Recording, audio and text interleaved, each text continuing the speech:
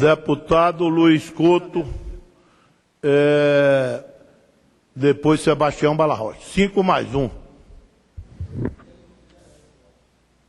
senhor tem liderança? Tem.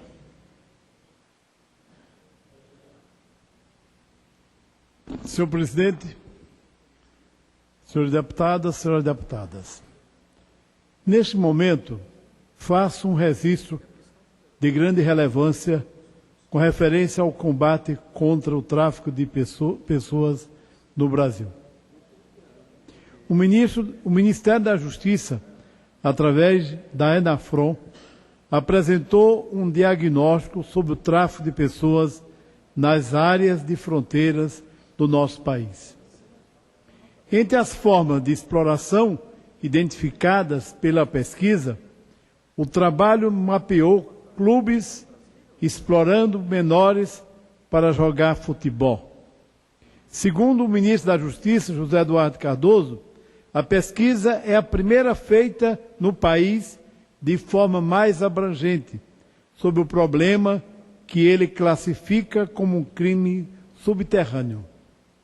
São indicadores positivos para a articulação de políticas dos órgãos de governo para orientar o enfrentamento de um tipo de crime que não é muito fácil de ser combatido, diz o ministro.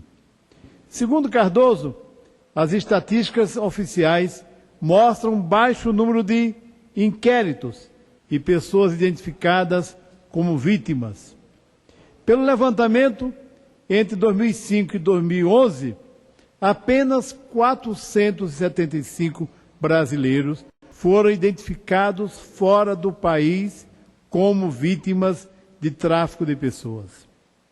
Ele revelou não haver dados precisos sobre o número de vítimas, não só no Brasil, como no mundo. O número de inquéritos e vítimas é muito menor do que imaginamos, lembra o ministro.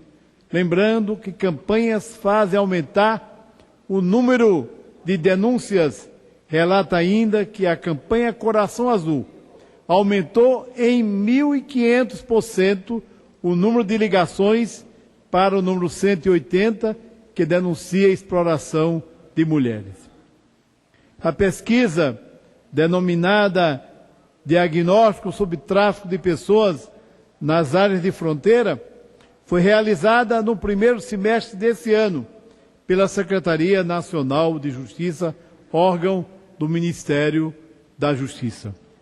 O estudo reúne informações colhidas por várias investigações realizadas ao longo dos últimos 5 anos por CPIs em vários parlamentos, inquéritos policiais e reportagens.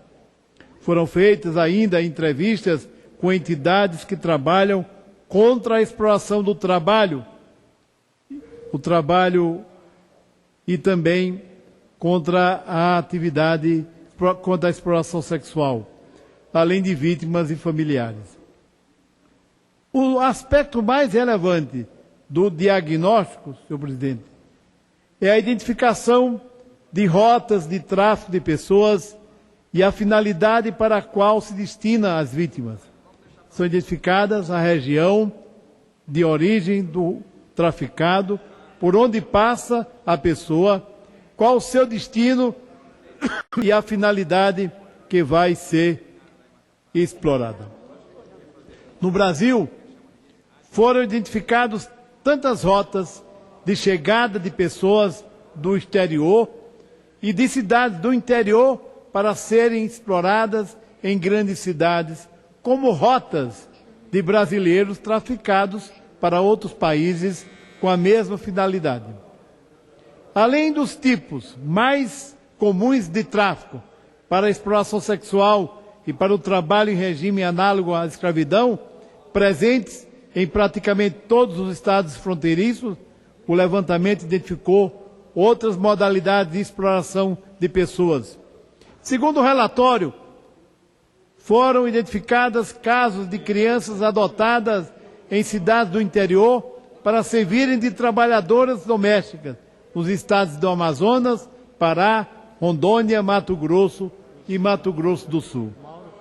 Já Roraima, Pará, Amapá, Mato Grosso do Sul, Rio Grande do Sul e Paraná tiveram casos de pessoas exploradas para servirem de mulas para o tráfico de drogas e outras substâncias proibidas.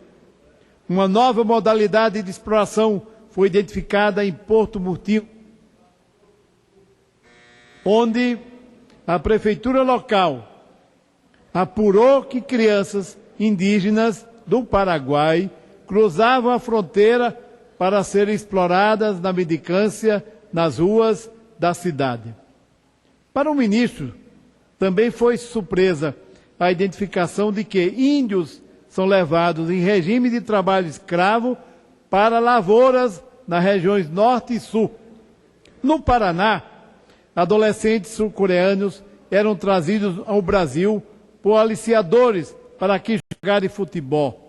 Eles tinham seus passaportes retidos, além de terem o dinheiro que era enviado para as famílias roubado pela quadrilha. No Amapá, foram identificados casos de casamento servil, quando a mulher é traficada para servir a um homem. Vou concluir. A pesquisa trabalha ainda na tentativa de elaborar um perfil dos traficados. Neste aspecto, o mais comum é que são pessoas com famílias em condições de vulnerabilidade. Segundo o levantamento, a idade média das vítimas está entre 18 e 24 anos e são preferencialmente escolhidas entre as de baixa escolaridade. A pesquisa também identificou um modus operandi das quadrilhas que buscavam regiões de alta vulnerabilidade social para atuar, que em muitos casos os exploradores são vistos como aliados das vítimas. Assim, parabenizo o ministro da Justiça, José Eduardo Cardoso, pela grande iniciativa em combater de forma incansável estas vítimas tão terríveis desse crime. Então, nesse sentido, presidente, eu gostaria que fosse dada publicidade em todo o meu pronunciamento, meio de comunicação desta casa.